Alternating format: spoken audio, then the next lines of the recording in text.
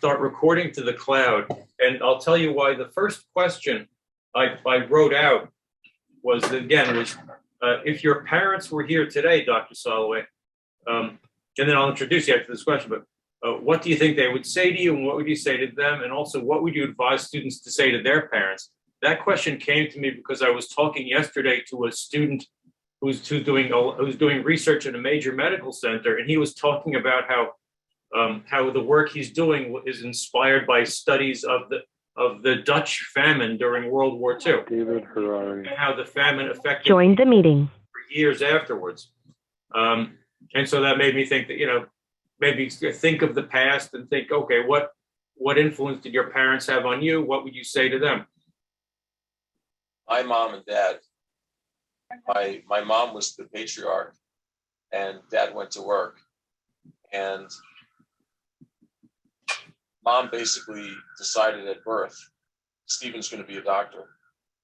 And my dad said, no, you let him choose what he wants to do. So mom said, all right, he could be a doctor or an engineer, but he's got to have a profession. And sort of excelling in math and science is why my mom said doctor and engineer as opposed to like a lawyer or something like that.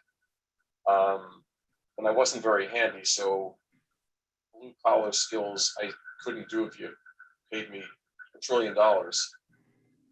My childhood dream was to be a pro baseball player, but visual issues with, I have some congenital issue where my depth perception is not perfect. But I would say to my parents today, and I actually said to them about 2 weeks ago, even though they're in a not so great health, I said, I want to thank you. I said, everything I am today is because of the guidance and unrelenting support you gave me, even when I lived in the Caribbean and there were threats of earthquakes and hurricanes, volcanoes. You said, just take one day at a time. Don't listen to the rumors that the school is closing. 30 years ago, I said to my dad, thank you so much for paying for most of medical school.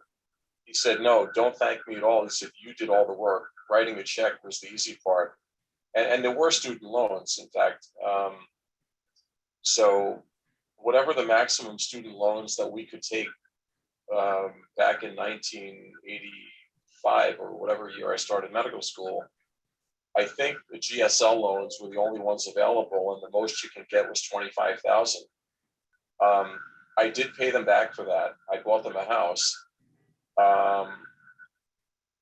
But I know they're proud of me, and all I could do is thank them 500 times over for the support of don't look back, look forward, don't worry about anybody except yourself, study, do your work, and stay focused, and just stop listening to the rumors and stop listening to basically everything other than what's going on in your classroom. And by the way, there are no doctors in the family. We didn't have guidance. Nobody told me I should go into internal medicine or pediatrics or surgery, or nobody ever said to me, gee, you should be a psychiatrist because there's no blood, or you should be a radiologist because you don't have to talk to people, or you should be a pathologist because you can do autopsies and you don't do anything. What I do now as a rheumatologist, until I told them I was going into rheumatology, they never heard of it. Neither parent ever heard of this. And my grandfather and my uncle, both pharmacists, so educated people, knew something about the medical field in general. But other than mom goes to the family doctor and dad had an allergist because he was always sneezing, I think that's all they knew. That, and you go to an eye doctor and you have a dentist. But anything that I did was a door that I was able to open because they encouraged me to follow that dream and don't give up, and don't worry that you're hearing rumors that the school's going to be taken over by Martians or something's going to go wrong. There was a rumor at school every day that, did you hear the school's closing? And these people would all be talking about rumors. But the class that started with 203 kids that made 73 doctors, 73 of us were focused on school when 120 of them were worried about Martians and demons. One thing I remember you saying is that a number of your undergraduate classmates who got into much more prestigious medical schools than the one you attended, these people over the years have started coming to you for advice and even for jobs. Yeah, yes. How did that work out? What sets you apart from these people who were struggling in medicine? Short of giving the quick answer that, hey, I'm just the best. So the answer to that is what makes me appear to be the best in the eyes of all these other people. And I really sincerely have a passion for what I do. I do spend more time with patients than you're supposed to. So like for Medicare guidelines, you have to spend 15 minutes per patient. If you work for a hospital, you have to spend, with your note charting, you've got to be in and out of the room in 15 minutes.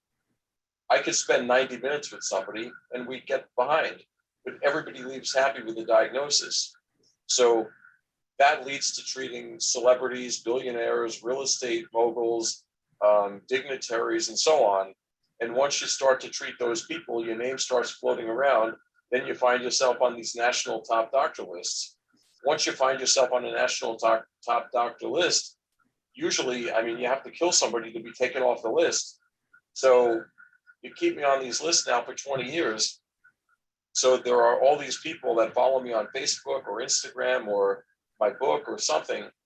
And one girl in particular, she graduated Stony Brook with me whenever back in the medieval times when I went to Stony Brook. She's an anesthesiologist, and she was a 4.0 student at Stony Brook, and she went into anesthesiology. Except the field of anesthesiology evolved so much that these people don't put people to sleep anymore. That's all done by a nurse anesthetist. The anesthesiologist makes a living by doing spinal injections and implantable devices for pain relief of chronic back pain. So she calls me and says, do you have a job for me? Because actually it was around the time, when I told a few of these people from Stony Brook that I still keep in touch with, I told a few of them I was writing a book. That's when one of the girls said, I'm up in upstate New York doing anesthesiology. I don't like it. Do you have a job for me? I said, if you do the pain management procedures, we probably could have a job for you. She said, I never learned how to do that stuff. I only put people to sleep. I said, well, I'm not a surgery center. We don't have any work for you. She said, well, I really want to work with you. I said, but I don't have anything, So here's a person who's stuck working for a system or with a group who can't be an entrepreneur even if she wants to, because there are no, quote, solo put people to sleep doctors. Because now, there's 10 of them, they work for a hospital, and the hospital can fire or rehire or, whatever they want to do. And then there's other ones that are preferred, or they have a friend who's a surgeon. The surgeon's involved in the ownership of a surgery center. And with the ownership of the surgery center, of course, they need to have anesthesia coverage all the time. So you'll have a group, you won't have one person. Anyway, so she's stuck in that thing and saw, hey, Steve's really successful. He has a really big practice. He's got 10 exam rooms. He's got this, he's got that. I wonder if I could work with him somehow. And of course, the answer was no. Now, there's another girl from Stony Brook who said, wouldn't it be nice if I, knew about what you did 25, 30 years ago? I wouldn't be doing podiatry in Staten Island. I'd be doing it in your office because you have so many people with arthritic feet. That would be enough to build my whole practice. Interesting. Could you talk about people being stuck? I want to know, do you feel or do you fear that, premeds now who are going into medicine, that a lot of them will be at risk for getting stuck once they get into healthcare, for becoming part of a big system and sort of being trapped in less than ideal jobs? My best advice is that anybody going into medicine, unless it's their desire to work for a health system, they don't have to take that option, nor should they. Everyone needs to have an entrepreneurial spirit. If you don't do for yourself, excuse me, you know, you can work with 10 doctors, but you need to be the one who's the partner in the group. You know, you just look around, there's 500,000 doctors that are on their own, but now there's 501,000 that are working for hospitals. It used to be 1 million are on their own, and none were working for hospitals. Somewhere in the last couple of decades, there's been a big push, and I'm not certain where the impetus for this push started, but things are becoming super subspecialized in good ways, but also in bad ways. So if you have an eye doctor who only looks at the retina in the right eye on Tuesdays, then that guy is so specialized that if you have that retina in the right eye on Tuesday, you want that person, and he's the only one in the world who can do that. So that's going to be a really successful doctor who can pick and choose where he works, when he works, if he wants to work for himself or someone else. And if he's at a hospital, he needs to negotiate double or triple what he's getting, because he doesn't know that his procedure's $1,000, but the hospital fee is $5,000. He needs to get half of the $5,000 if he's willing to work for the hospital. But they're not willing to share that. But if you know it going in, everything's a negotiation. So if you're on your own, Medicare might pay $100 for a flu shot, but you might tell all the private carriers you want $200 for a flu shot. Well, they may not give you $200, but they'll certainly give you more than $100. So you have to know when to speak up and say, gee, this isn't fair. But back to the people getting lost and trapped. I think that if people, once you pick, for example, if you go into internal medicine, if you decide I want to be a surgeon, now you've just added 5 more years after you've done your medicine stuff. So that's a complete waste of your time. Although, yes, there's knowledge that you learned, and maybe when you're 70, you'll be super well-rounded, but it's not really practical because you're not in your prime at 70. You're in your prime probably from 35 to 60, I guess. Actually, I mean, I only pick those numbers with those years based on how old you are. You know, if you go straight through and you do internal medicine and say rheumatology, the youngest you can be would be, if you did a 6-year med program, you could probably be 28 and a half or 29. But you can't be 18 to 25. Like, you know, the people getting for the military service are 18 to 25. The Olympic champions are from 15 to 22. So maybe your prime is behind you, but intellectually your prime and your maturity hasn't even started until you're 35 or 40 or 45. I mean, if I could change one law in the Constitution, I'd say that a president shouldn't be allowed to be president until they say 52 and a half. Because 35 is too young. You cannot have the maturity. Muhammad Ali said, if a man sees the world at 20 the same as he does at age 50, or I should say, if a man looks at the world, or a woman looks at the world at 50 years old and doesn't look at it differently than they did at 20 years old, then they missed 30 years of their life. Well, that's very, very appropriate in medicine, and even my own career. When I started this practice, I came out, I absolutely knew everything about the field.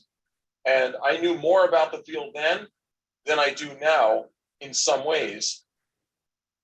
Over the time, I become astronomically better at dealing with the people and any problem they have. Even if I've never heard of their problem, I can absolutely get through it and make them feel comfortable and start a plan.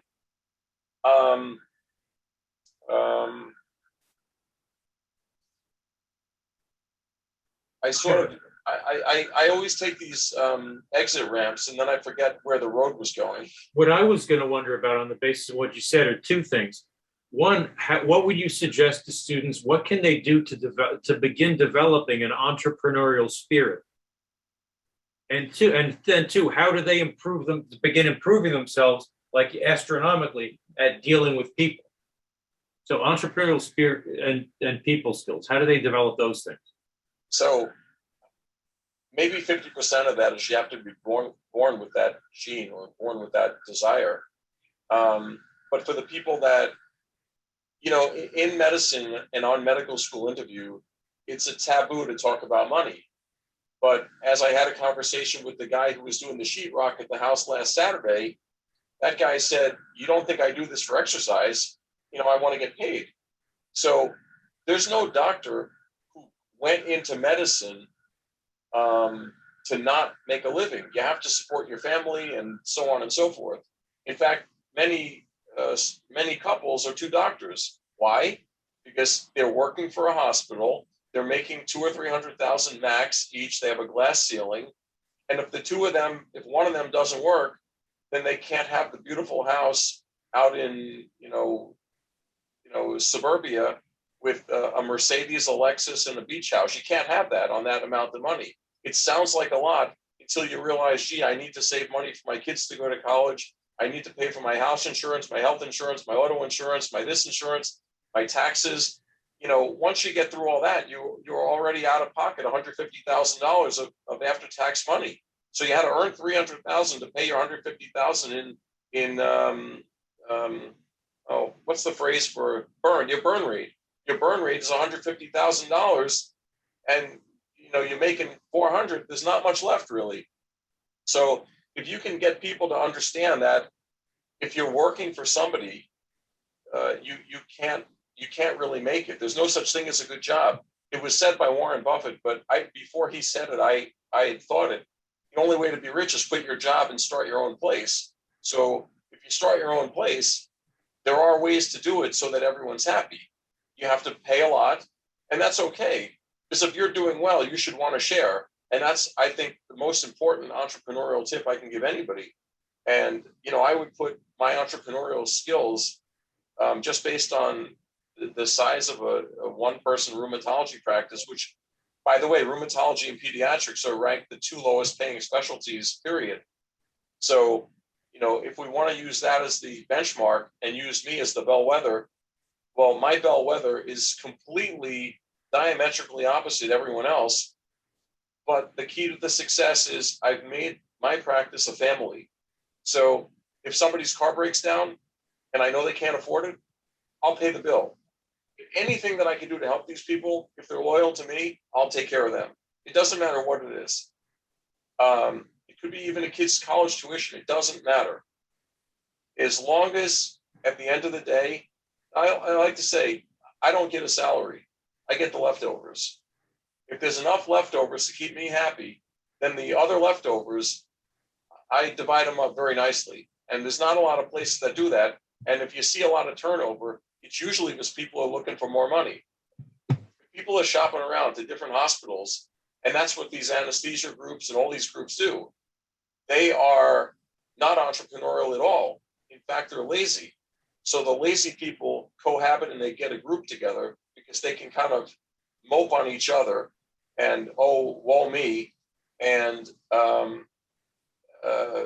they don't want to think about going out on their own. So the person who should go out on their own, I mean, everyone should think to go out on their own. But if you think, well, if everyone's going to go out on their own, then no two doctors are going to work together. But that doesn't have to be true. You just have to realize that those people are helping you build your empire, and you have to include them. If the lowest guy in the totem pole can't eat, then the whole system will collapse. And that's what's happened in the country. Lowest guy in the totem pole can't eat. The highest guy is too greedy, and the system broke down. So in medicine, it's the same thing. If you're entrepreneurial, you don't need to think about money. And you know what? You should never say, I want to make $1 million a year. You should never put a finite number on what you want to make. You need to work hard, and money will find you in astronomical exponential amounts more than your highest dream ever was, unless you have 10 family members who are doctors and they share freely with you what they're making. So a salaried resident, you can look up, the residents at Stony Brook make $57,400.39, and they get free lunch. So that's public information, and that's what they get. But if they're entrepreneurial, they're going to want to moonlight. They're going to want to go out on their own and make whatever the going rate is today, 20, 40, 60, $80 an hour. And one, you actually learn a lot when you moonlight because you're the only guy there. And if you're a resident and you're getting called for all this stuff, it's like being on call. So it's like you're doing extra call and you learn more. Some people absolutely refuse to moonlight. They don't even want to do call because in today's world, we're producing shift workers. Remember, the system collapsed. The bottom guy doesn't make enough to feed his family. The top guy is too greedy. So things just aren't right. But gosh, I'm not avoiding the question, how do you make people entrepreneurial? I guess the simple statement is, if you want to make more money and control your life and your time, you have to be an entrepreneur. You can't be, you cannot have what you perceive to be a great life unless you control your life. So if you're dependent on the government, you don't control your life. If you're dependent on an institution, you don't control your life. They may give you 6 weeks vacation, but you may want to take a 7-week cruise. It just doesn't work. The numbers sound good. You can go to magazines from 20 years ago when the regular doctor was making, let's say, $100,000 a year to work for a hospital. But if you went to Iraq, you can get $300,000. The only problem was half the people got killed, murdered, shot, kidnapped, whatever. So there's no free ride. The only free ride is if you work really hard for yourself, you get to keep the leftovers. And then you divide up the leftovers properly, and the people that work for you work harder, and they actually like their job. And you find people that if they like your personality and they like your job, you don't have to tell them what to do. They remind you what to do. It's a beautiful thing. So I'm a chauvinist and traditional. So in my mind, the guy is the breadwinner and the woman, she has like a nursing job or she's a housewife.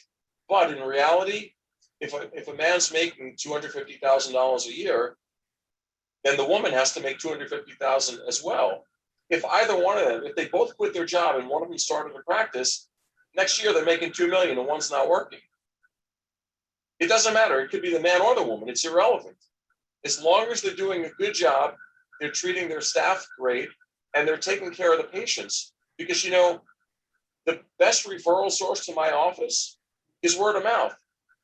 If every doctor dropped dead tomorrow, my practice would still have a 3-month waiting list because people come because they talk to other people.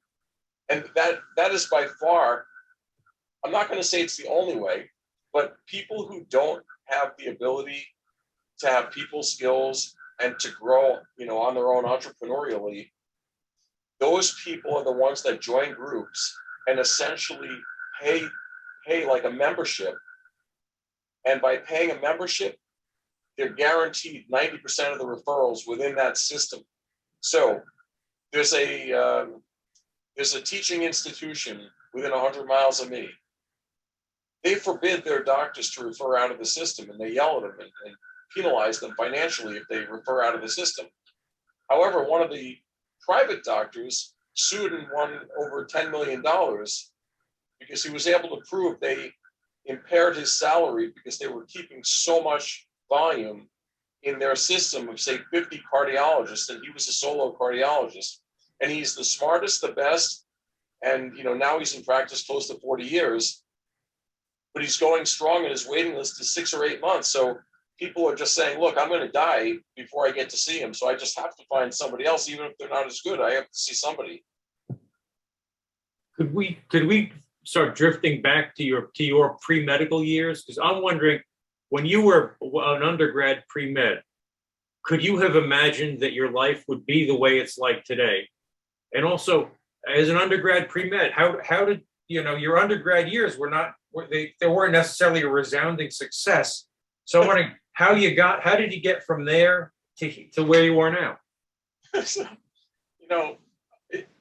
great question, and thank you for the question, because it lets me answer by saying my undergrad years were unbelievable. They were so much fun that I was told I couldn't do anything in life. I was good at eating. I was good at going to parties. I was good at playing every intramural sport the school offered. And I was good at getting speeding tickets. So I had a great time, except I was a kid. I was a baby. So I had not matured yet. But that's okay. I don't think you should mature at that age. You go to college to learn how to make your bed and get away from your parents. You go to medical school to learn how to change your sheets and do your laundry and, maybe cook your own breakfast. So the first thing I would say, and I've had this question from other people, if you could start your life all over again, what would you do different? I wouldn't change where I went to medical school for anything. Nothing. It made me grow up much faster. It made me take things more serious. I had to pay my own bills living in London, even though my parents were sending me some money to pay them. I had to find my own housing. I had to figure out my own transportation. So I would never, ever, ever, I got into podiatry and dental and this and that and whatever, chiropractic and whatever, DO school. No, I would not change anything. So looking back, in the pre-med years, I went to Stony Brook with the knowledge in my head, and I never knew what a Manchurian candidate was, but I was my mom's Manchurian candidate. I was there to be a doctor, no matter what. I was there to be a doctor. It didn't matter that I was a biology major or not. It didn't matter if I got a 0 GPA like the guy on Animal House. Nothing mattered. I was going to finish Stony Brook and be a doctor. All I had to do was finish Stony Brook. The Manchurian candidate didn't know you're supposed to get A's. So the Manchurian candidate got C's. Well, what's wrong with C's? It's hard and, it's only a few points less than a B or an A. Like Dangerfield said, ABC, I'm in the top 3. It's not that I was stupid, but getting a C when you're taking calculus, chemistry, and biology at the same time with 3 other, junk classes, it takes a lot of work. And when you're partying all the time, you don't have time to study for the test. So getting a C is like a genius if you don't do any work. But I would advise somebody today, for one, I'm very lucky that I happen to really, really, truly love what I do. And I've loved it from day one. The fact that I was kind of guided that way, that was pure random luck. But I would say I probably, the people that I meet who are, say, interviewing through Stony Brook, or the young doctors that I meet here in the community, I would look at them and, in my mind, at their point in their career compared to where I was at that point, they're much more mature than I was. And I'm not saying mature as in silly, but they were more serious about life at the same age when I wasn't serious about life yet at all. I think I wanted to remain a young child as long as possible. And I think that has a lot of advantages as well. In fact, I don't think I really grew up until my dad got Alzheimer's, and I had to take over everything to do with the family. So 5 years ago, when my dad got Alzheimer's, or 8 years ago, now I'm stuck paying his bills, forcing him out of his apartment and dragging him down, 200 miles away. So, it was something like a life-changing event where, in my case, where even though I was already 20 years or more in my career and already making, 10 times or 50 times more than my dad ever made, that was the first time I really had to grow up. I wasn't raised to be immature at all. And I don't know, but this epiphany that occurred, and I learned from a few of the people I interviewed through Stony Brook, that they all had high maturity, and they all had a very, I'm not going to use the word catastrophic, they all had some massive event occur in their life, whether they lost a sister or a brother, or whether a hurricane took away their house and their parents, just something bad happened. And they had to step up to the plate earlier than they wanted. And if you're fortunate enough to time it right, where you have to do it and you're ready for it, that would be the perfect storm. You're, you're mentally and emotionally mature enough. You've done all the fun things that you want. So if you never do them again, you did them. You can be spontaneous, but less spontaneous when you're the mature person who has to be the captain, who has to go down with the ship. I think I didn't hit the answer on the nose, but I got close to the bullseye like 9 times. I'm thinking well, 2 things off of that.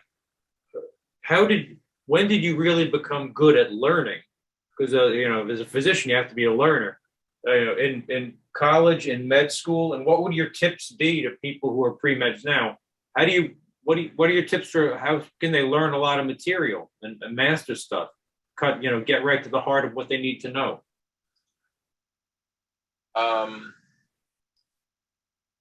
I started to love medicine the day I started the classes. And even though it seemed like an extension of college, there were no junk classes. There were 20 to 23 credits every semester, and it was either anatomy, pharmacology, pathology. So when I started to like the topic, I was able to take it more seriously. The next thing was that when I got to the clinicals in the 3rd year, once I started to interact with people, and it didn't even matter if I talked to them or not, it was a matter of looking at somebody's hand or wrist or face or something and seeing an abnormal finding, that I started to experience, learning by actually seeing rather than listening to somebody on a chalkboard who would say, okay, blah, blah, blah, blah, blah, and then there's A, B, C. Okay, now don't forget A and then B and then C. There was no more of that. Every now and again, you'd look at somebody, you listen to their heart, and they have an irregular beat. And one of the senior doctors or the attendings, they would say, okay, tell me 5 things that cause that. And then all of a sudden you'd be focused on the spot. And once you do that, you never ever forget it. I still have things back with me, from the 80s, that there were situations where that happened to me many, many times. And those are the things I've never, ever forgotten. Even if I saw them one time, I still remember exactly what they looked like because I learned so well by the experience of seeing it, and have somebody who knew about it come and say, hey, yes, this is what you're seeing or hearing, and you need to know, 5 or 10 causes of this and treatments and so on and so forth. And you do that. And then when you get a little bit further in your training, I started learning more because then I'm at the hospital all night. So that would happen once. And then I'd go and I'd have a textbook in my call room, and I'd go back and be reading like a maniac. I read more like in one night on call than I read my first 2 years of college. And I was focused, reading fast and concise. And I wanted to absorb this because I didn't know when the beeper was going to go off for the next call. So when you have to learn it, because you want to learn it, you're going to learn it. When you're in college, the way I had an attitude, or the way college was to me, well, I have roommates. I need to socialize. There's Domino's Pizza. We need to order pizza. And, okay, at 8:00, we're all going to the library. Well, what are we going to do at the library tonight? I don't really know. We're going to walk around and try to meet girls. I don't know what we're going to do at the library, because we're certainly not going to study. The mindset was completely different because, to get your C in the biology class, it almost seemed like it was routine. You go to class, you listen, you go to the test, and you get a C. I always wondered how people got A's. They must have knew what I learned in medical school in college. Or they had 3 brothers and sisters older than them that told them. I'm an only child. Nobody told me anything. All my parents ever said was study hard. So I justified it by, when I did study, I studied hard, or so I thought I did. I might have read the same page 15 times. But back in, go ahead 5, 10 years, when I'm seeing a patient and the head guy says, "Oh, that's a heart attack," I would run back to the room and I'd read everything there was about heart attack, and that's it. And even though medicine's evolved over the last, half century, a heart attack's still a heart attack. So there's a lot of core values like the alphabet that just don't change. And the basics of medicine are the same. Anatomy is anatomy. The arm is the arm.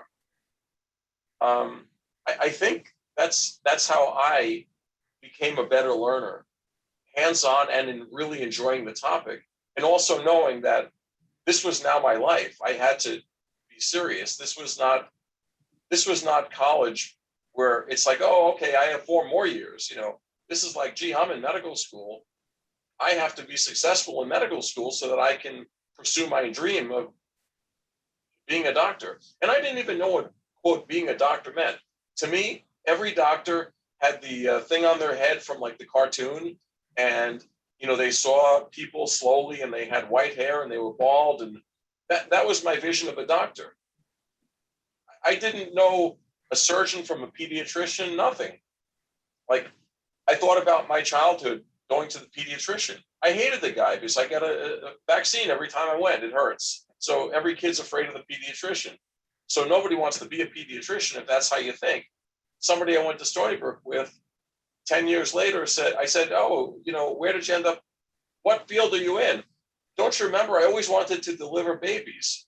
Oh, okay. So are you a gynecologist? No, I only do obstetrics. I want to deliver babies. That's it.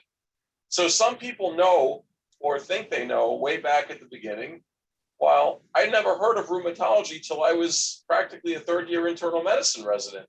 And I liked it because it was interesting. And I thought, gosh, if this is interesting, then that's what I want to do.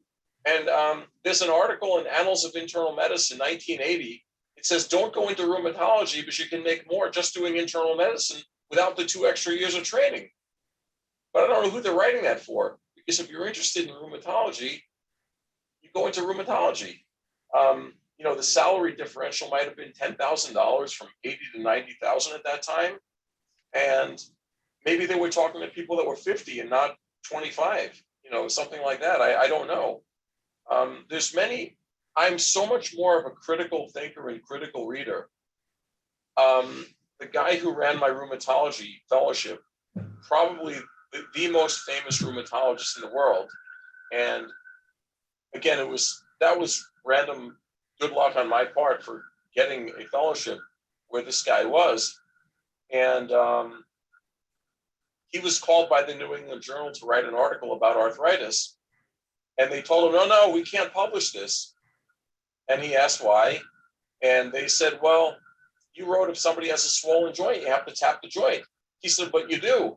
He said, no, you can't publish that. If you do that, there's going to be too much chaos in the community. And the family doctors that don't know how to do it, they're going to be sticking needles randomly all over the place. So they made him change the truth to publish the article. So I'm very critical about what I read. I'm positive I've seen firsthand that some guy who's the world expert on arthritis wrote an article and deleted a very important point just to appease the journal. So everything else in the article was true, but he omitted something which is crucial. And that was horrible. Now the same professor, pardon me again. When I was at the Philadelphia VA, I taught myself how to do lumbar facet injections. It's a spinal injection for back pain in people with arthritic backs. So I taught myself how to do it by wheeling the veterans at night who had back pain, wheeling them downstairs by myself, telling the x-ray guy I need the fluoroscope, which is the camera to look, and I'd stick the needles in, I'd inject. And then these people would be admitted for like a year. They'd get weekend passes. They live there practically. It's like a hotel. The VA, everyone who's a doctor has to spend time in a VA unless they finally abolish the VA one day. But so this famous professor told me, you can't do those. They don't work. I said, how do you know they don't work? You don't do them. He says, well, there's an article from 19 whenever from Quebec and the article says they don't work.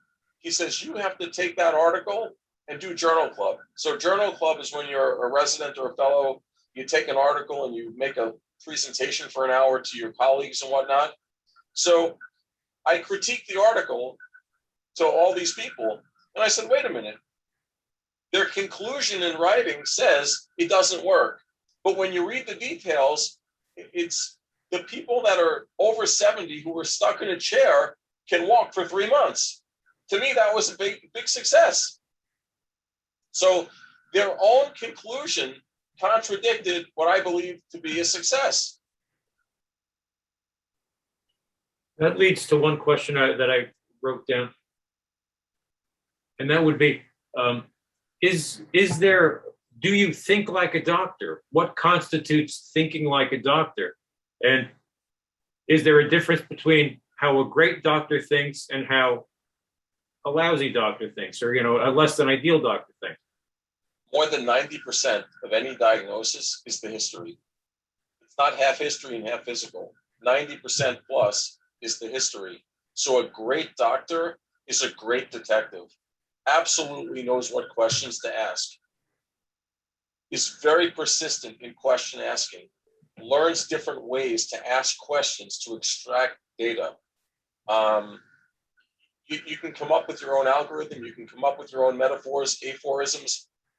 But you must be the best detective on the planet. You must know that you have to decipher which algorithm this person falls into, or are they lying? And you have to be good enough with your questions. It's all about what you ask. If you ask the right questions, you're gonna know what they have, or it's not in your field, or they're lying. I mean, there are certain things where you can say, it has, like in roulette, it has to be red or black unless it's the 00 and it's the green. Like, those are the only choices. And I would tell you that in medicine,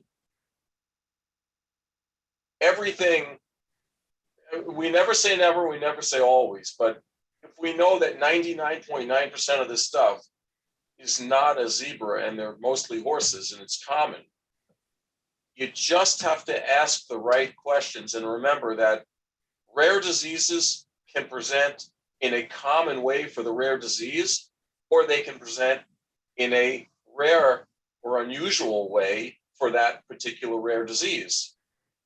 Again, the questioning. Is your ear red? I don't know. Well, I don't know means no, because if your ear was red, like spray painted red, you would know. So if they say, I don't know, I immediately say, okay, they don't know, it's no. Now, if it gets back around, I'll say, now, are you sure? Like when you eat sauce or something, your ear doesn't get red? Well, yeah, when I eat sauce, it gets red. And they're positive. Okay, so now we have a new baseline. Your ear gets red when you eat sauce. Now tell me, do you have a picture of when it was red? Can I see the picture? So if they have one, I look at the picture. If they don't have one, I say, well, is it red up here, or is it red down here, or where is it red? And do you notice if it's warm or swollen? So again, you have to know why you're asking the question. You have to ask the question, but you have to keep being really persistent until you get a yes or a no to everything you need to know to solve why that person came to you in the first place. That is the key to a great doctor. A great doctor takes a great history, knows what to ask, knows what to do with the data, and not only that, can tell you with specificity that's high that, hey, when the blood comes back, there's a 50% chance it's going to be normal, but this is still what you have. And by the way, 50% of people with your disease, they have normal blood. So I tell everybody, we don't treat the blood test. We use it as a guide to try to confirm our thoughts when you're able to use a test to confirm a thought. Sometimes it doesn't even work out that way. Where did you learn to ask great questions and take great histories? I think that's genetic. I have no idea. You know what? I shouldn't say that. The most inquisitive person that I ever had the opportunity of working with was this Professor Ralph Schumacher, who's since passed away. Ralph, I always thought that he was the most inquisitive person that I ever met, and he may very well be. And I'm friendly and knowledgeable of many people. I think Ralph Schumacher was the most inquisitive person. So getting to be on service with him for, say, 3 months during my fellowship, where I was just with him, to hear the way he would ask the questions and beat people up over the answers, I did have. I feel like I carry him in my coat pocket almost. That okay, Ralph would be proud of me because I'm asking all these questions, or I'm not letting the patient off the hook. So I guess the answer is I learned by example from a great physician, and also I found that the average doctors that can treat 90% of the problem, and everyone who's working for a hospital or an institution or a club or whatever, they can all treat the basic stuff. So you could be the last guy in the class and not ask good questions and be an average doctor, and you're going to be right 90% of the time. And if you were in baseball, right 90% of the time, you'd be the greatest of all time. But in medicine, if you're only right 90% of the time, you suck, because 10% of the people still makes up 3.5 million people in the country. So if 3.5 million people are misdiagnosed because your questioning sucks, you're not doing anyone a favor.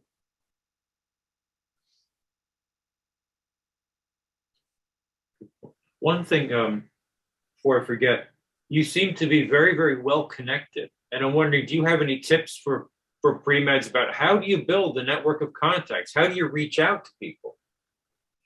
Sometimes, so the annoying students, they get first in line after the lecture, and they stand there and try to get their question answered. I don't know if that's the right approach.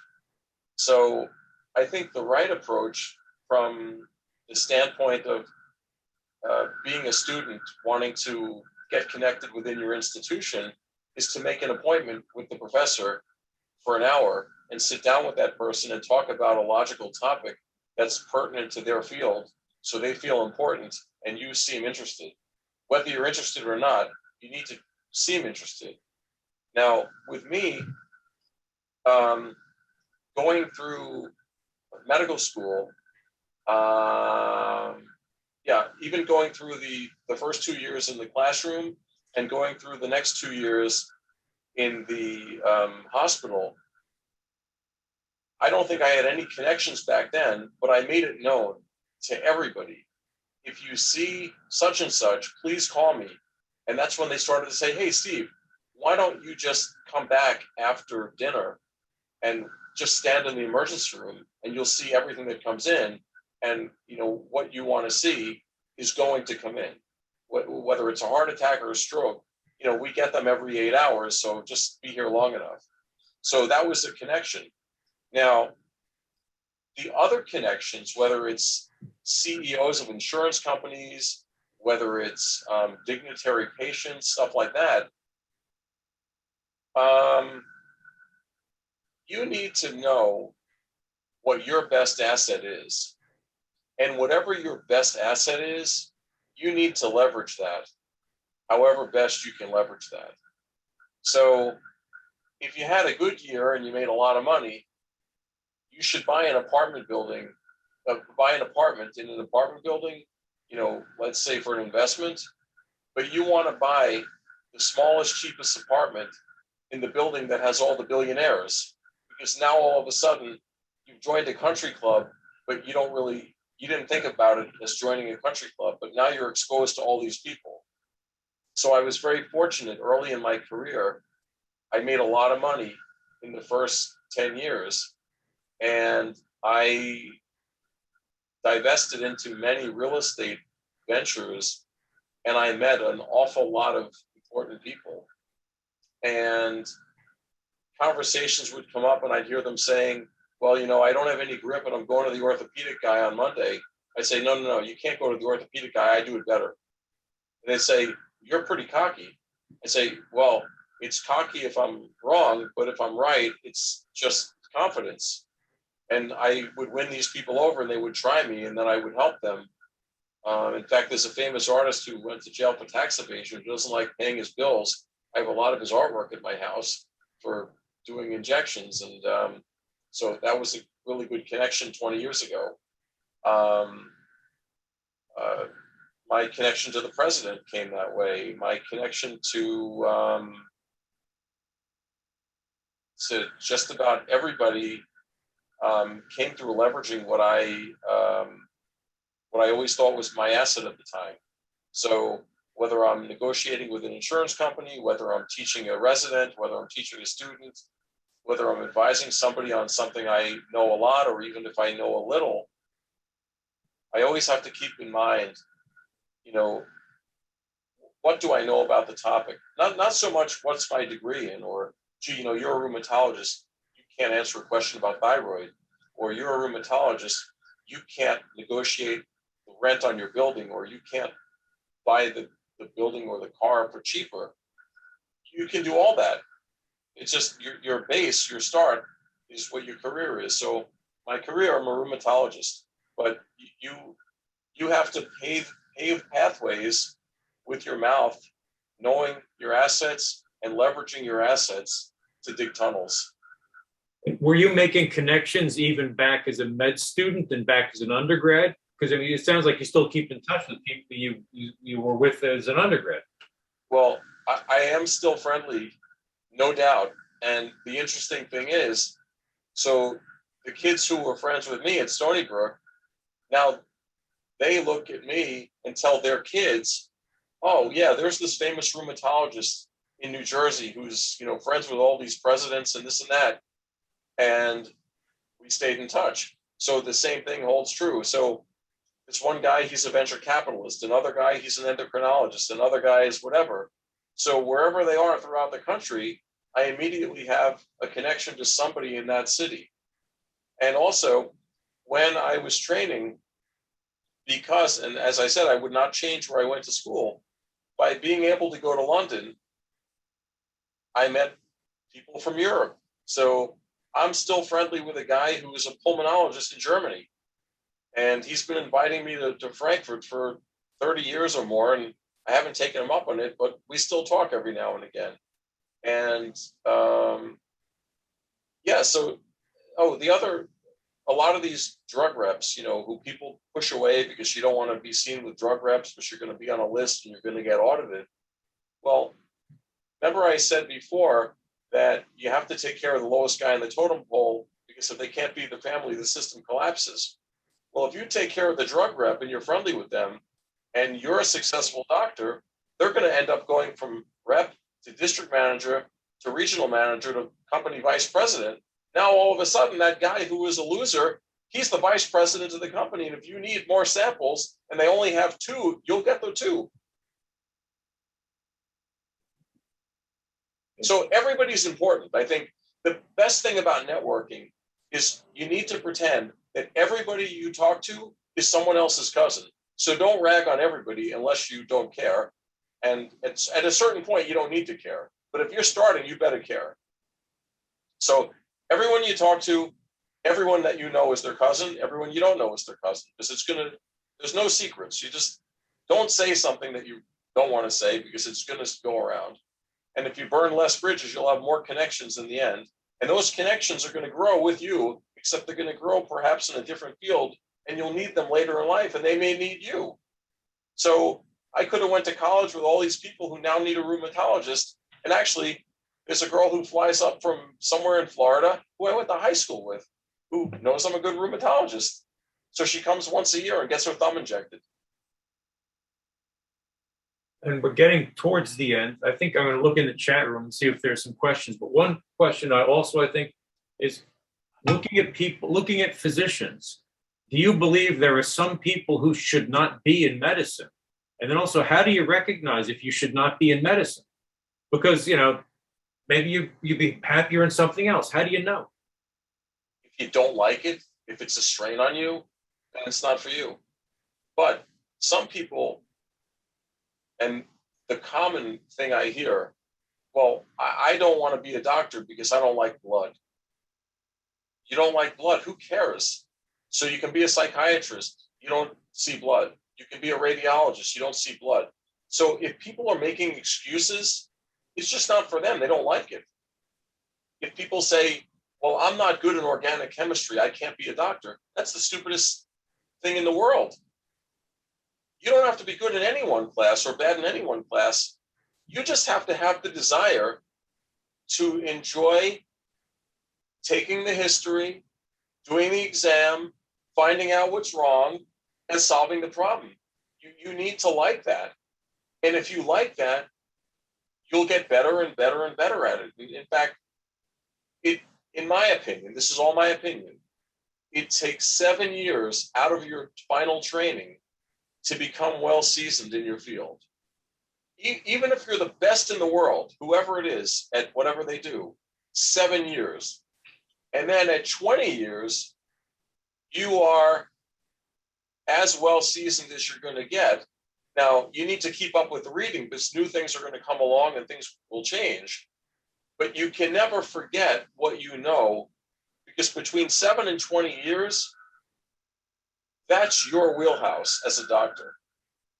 That doesn't mean from 20 to 30 years, because this is my 30th year in practice. That doesn't mean I'm not on top of my game. But I can tell you that there are just some Fridays or Mondays where I just say, gosh, I'd rather stay home today because it's 30 years already. My whole life has passed by. You have to like it. If you're the kind of doctor who's not enjoying what you're doing, then you're not going to be good at it. The patients are going to sense you're miserable. You're going to get all bad reviews from these patients. Nobody's going to nominate you as a top doc.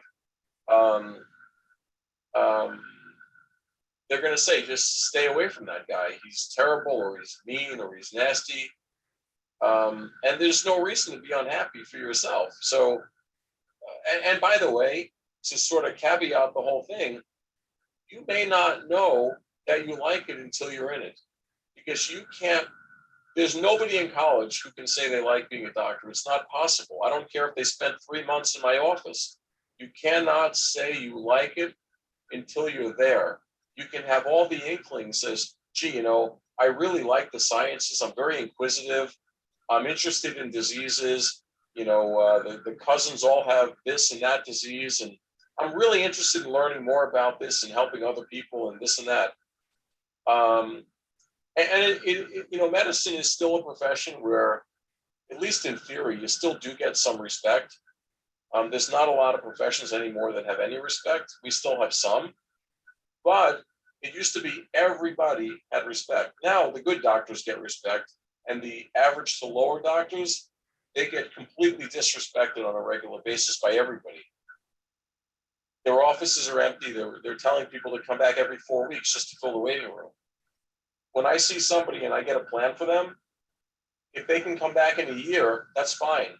I just have to meet the law where, I can't just keep refilling their medicine forever without seeing it. But we're just too busy.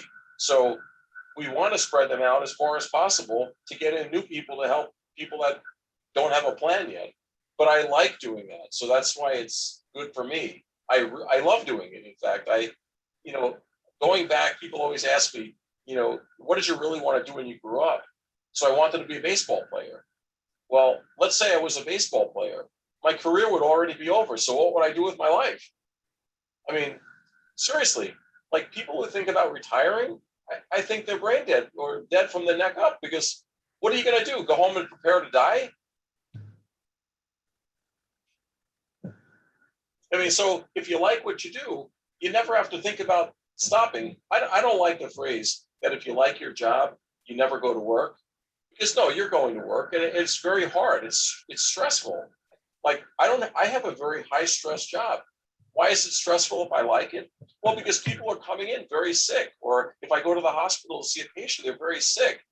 So I really, in my heart of hearts, I want to beat the odds. So if a patient with lupus nephritis dies 50% of the time, I want to be the doctor that says, no, no, no, no. In my practice, they only die 10% of the time. I'm always looking to treat aggressively, to treat as fast as possible. I'm screaming at people, no, you have to give the medicine tonight. You can't wait till the morning. Time is of the essence. If you wait 3 days, they'll be dead. If you wait 2 days, they'll be on dialysis. If you wait 1 day, they'll have something else wrong. If you do it right now, they might leave the hospital healthy. I mean, I've literally been screaming. My next book is going to be probably a third of the letters I've written, basically screaming at people that don't do their job, or insurance companies that don't pay their bills, or CEOs that are just dumb, people that just don't get it. I mean, there's so many people in business. The CEO of probably half of the Fortune 500 companies, they were pushed in there by nepotism or something, or they went to Harvard MBA. Why'd you go to Harvard MBA? Well, because you can go to Goldman Sachs. Well, why'd you go to Goldman Sachs? Because your first year, the bonus is $1 billion. Okay, so do they like their job? I don't know. They like their money, but they may not like their job. They may hate it. They may hate their coworkers. The beautiful thing about being an entrepreneur, if I don't like somebody, I just fire them. And if I like somebody, I'll hire them. So even a job that pays infinitely more than I make, I have much more life satisfaction. I mean, unless I want to buy the New York Mets, I can't believe this is going to come out of my mouth. I don't need to be a billionaire unless I want to buy the New York Mets, because there's really not a lot else I can't do. I can give the maximum donation to politicians.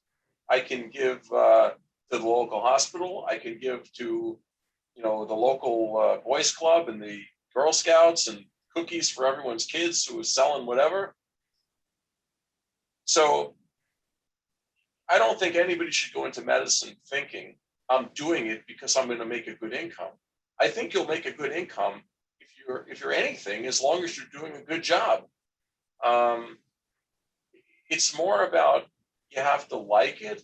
You have to have some passion for it. And if you're good at it or anything, I think the money will find you.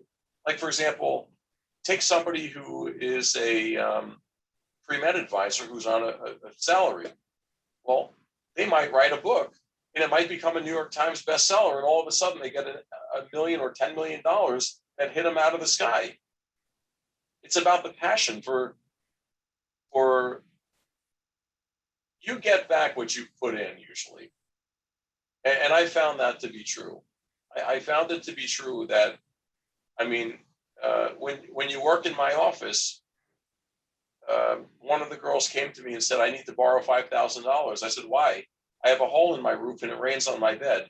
Fine, here's $5,000. I'll take $100 a week out of your paycheck. Okay, great, done. If you have a problem at home, you can't go to your boss at a Fortune 500 company or a liberal institution. They're going to tell you, what are you coming to me for? Talk to your brother or talk to someone else. So I control the audience, which is a good thing. I don't have to deal with people that are, annoying to me, or I don't have to deal with, it's just freedom. You want the whole thing about entrepreneurialism and making a good living. It's really about freedom and liberty. It's not about what you can buy, although, it gives you choices. So people who have no money have no choices. There's people that say, oh, I don't need money.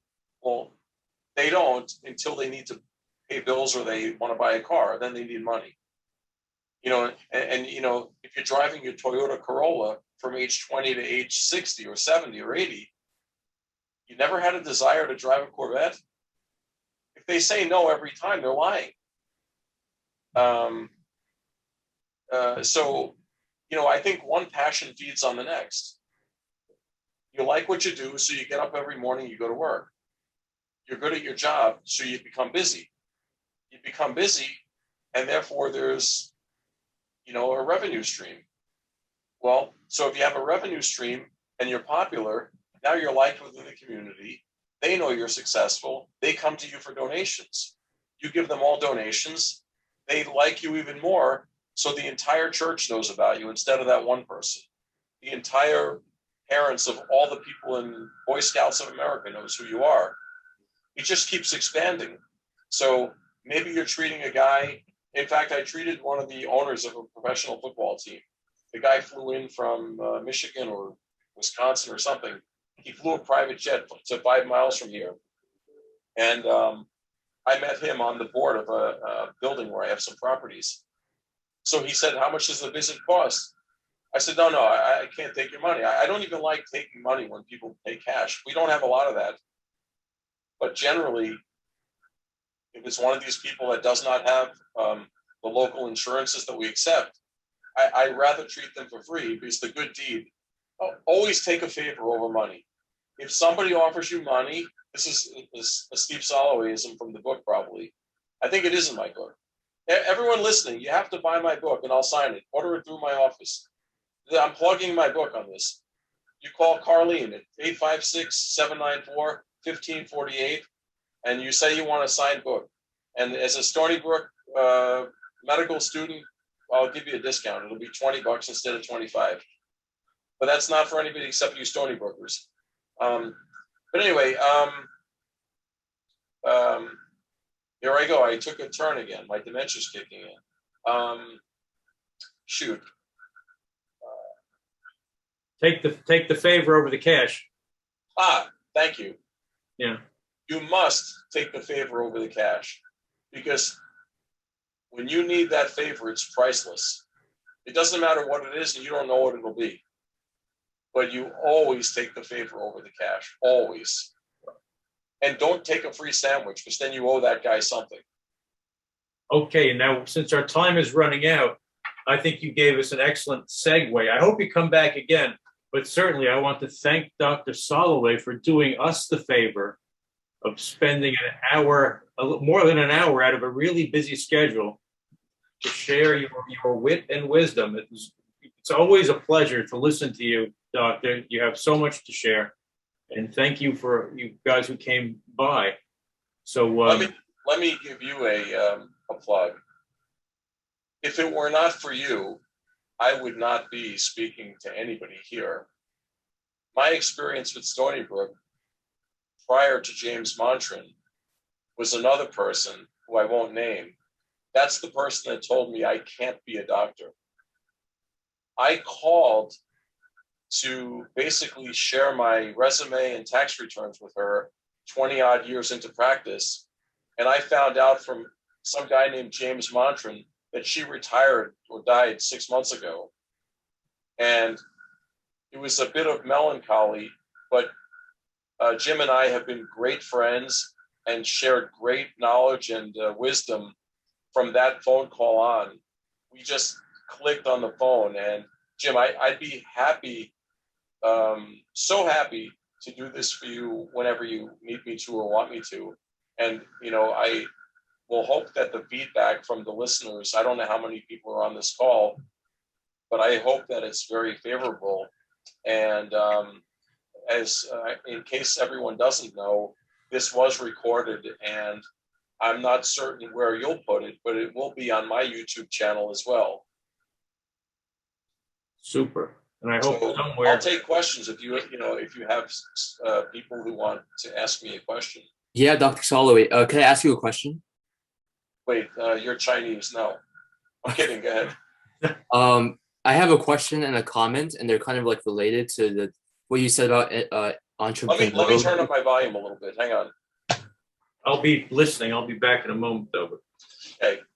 Andrew, go ahead. Yeah, I thought it was like really interesting what you said about like working for yourself and not for like a hospital or or organization. And I think that there's an interesting parallel between like different disciplines. Like for example, in the music industry, like people who are at the top, for example, like Prince, Alicia Keys, like Kanye, those people, they say own your masters.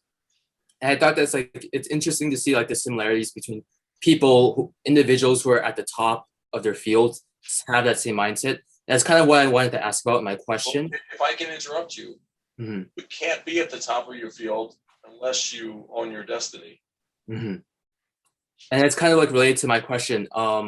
So my question is, there's a lot of like things that could like motivate you or discourage you from not going into medicine, for example, like dealing with insurance companies, dealing with hospital administration, dealing with like I don't know the so much schooling, dealing with like maybe patients who don't like you. Is there a way to move past that besides like not working at a hospital and just working for yourself? Is there a way to overcome that? Like, how have you like overcome those things that can discourage you?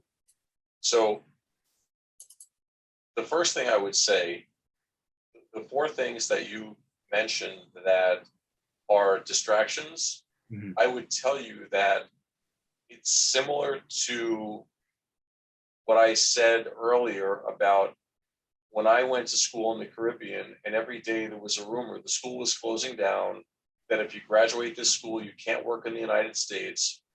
And it turned out to all be either false or not as hyped up as it was. So the only truth to the four things you listed, the only one that is a problem is that the system is trying to force people into jobs and not careers. So if you as an individual push yourself into your own field, your own office where you're the head guy and you start out and you're not working for a hospital, you'll be wildly successful. And if you say, well, I know that 6 hospital systems in Manhattan own the whole Manhattan, then just don't go to Manhattan. There are so many more towns in the United States that are not overpopulated, and there's a shortage of every and any medical specialty. You can go there, and within 7 years, you're the king of that town. And then you can fly private jets to any town you want to go. So when you look at the big picture, do I want to make $200,000 hassle-free but have no life? Or do I want to make $25 million and live in an out-of-the-way area? All of a sudden, the world gets a lot closer together when you're making, again, I said before and I'll say it now, you never put a number on what you think you make, what you should make, what you could make. You be as busy and good as you can. You deal with the occasional crazy patient who doesn't like you. You deal with the crazy administrator. You deal with the insurance company. You hire staff to do that for you. I mean, all the hospital is a large group. That's it. They have more people. It doesn't mean they have smarter people, and it doesn't mean they pay their people well. I mean, a lot of my employees quit the hospital and came here because they said, I don't like working there. For whatever reason, I don't like it. I heard that it's nice working at your office. Are you hiring in toilet bowl cleaning? And either we are or we're not. But I wouldn't listen to the rumors. If you want to be like what I am, a self-employed doctor, then just be a self-employed doctor. Just hang up a shingle and you go to every insurance company and say, okay, I'm accepting your insurance. And again, using a congested area like Manhattan, I guess there are probably some areas where you're shut out, but that's everything, I mean, you could pull that conversation into the immigration crisis. You could say, well, the United States is an amazing place, but it's like a country club that's now full. Where do we put new people?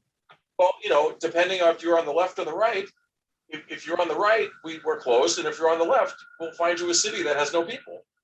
So it's really just how you spin it. So don't listen to the rumors. I mean, look, when there's smoke, there's not always fire. There's usually fire. But when there's smoke in the east, you go to the west. When there's smoke north, go south. Don't worry about what anyone's doing around you. Do what you like and do it on your own. Got you. Thank you. You're welcome.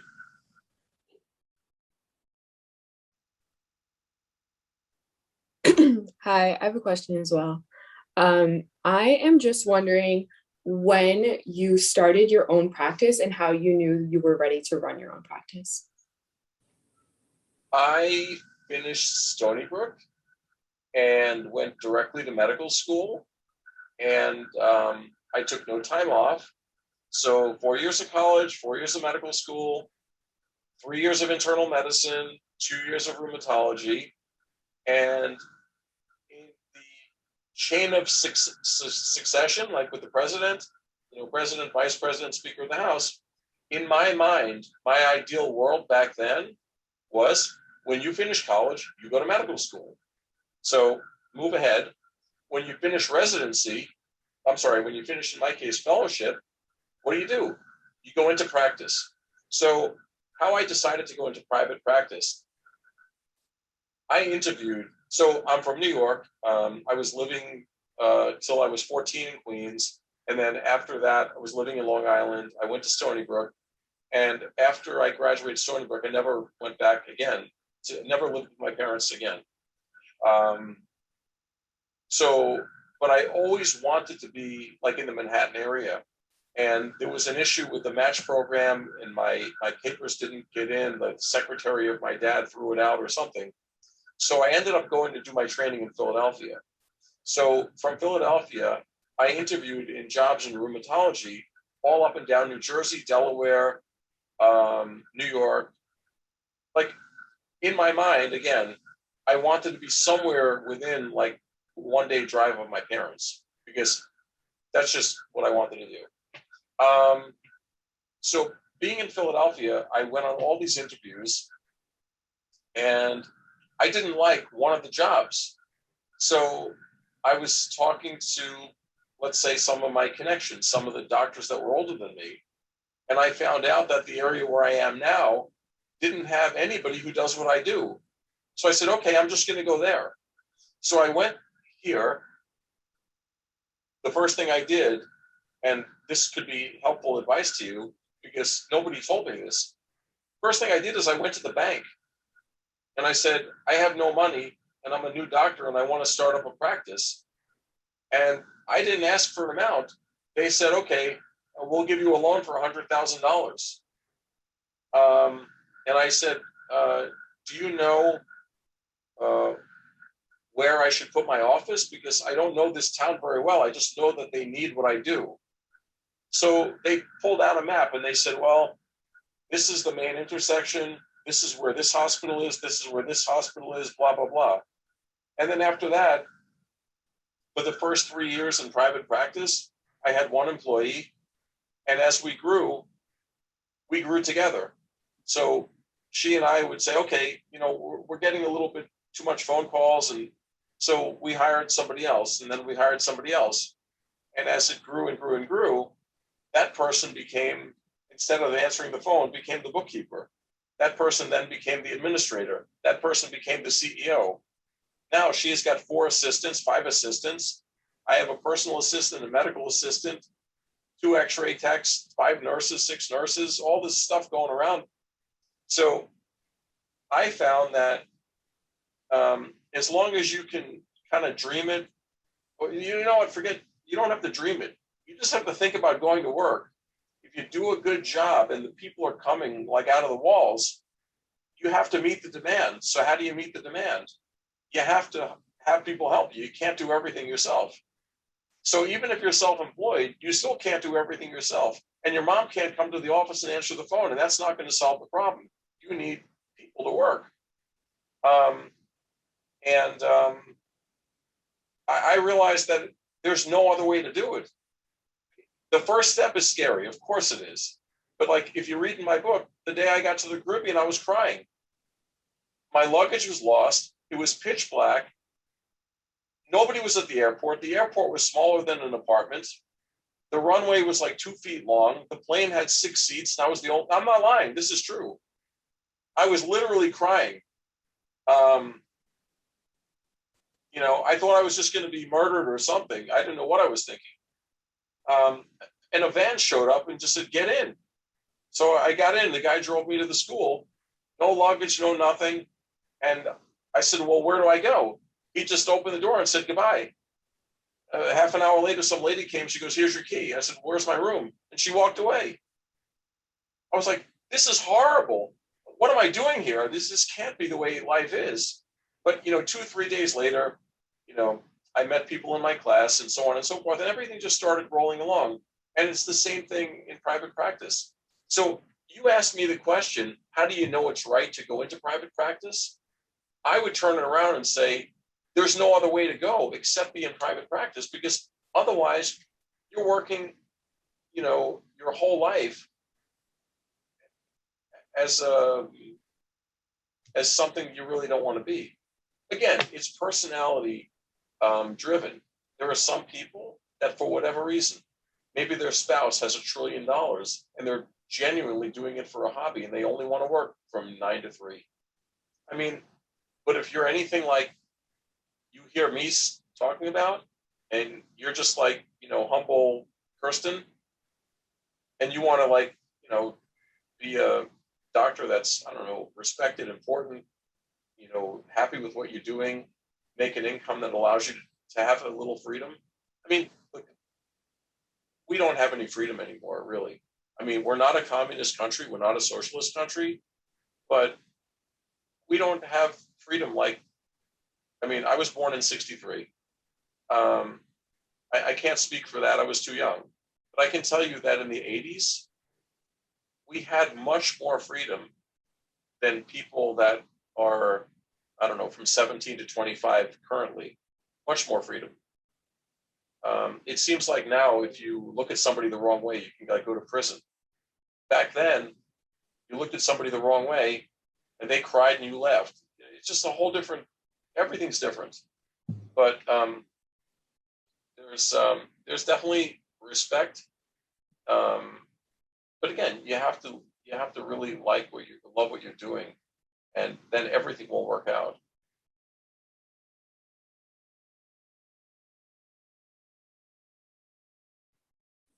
Thank you. You're welcome.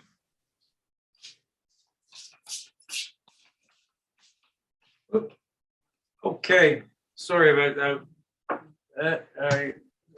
Coming back. So we covered everything, I guess. I just was getting ready for an interview. So we answered 2 questions. Excellent. Okay, so super. So doctor, then you stayed overtime. Thank you very much. Yeah, I didn't look at the clock. No, I think this is your retreat. Yeah. So thank you. Once again, I'll share the link of this with you. Oh, great. And I hope we can do this again. We most certainly can. And I thank you for coming up with this great idea. Thanks. Thank you, everybody. Stay well, and I hope to, talk to you guys soon. Thanks a lot. Thank you, Doc. Thank you very much. Thank you. Thank you both. Bye-bye, everybody. Bye. Bye-bye.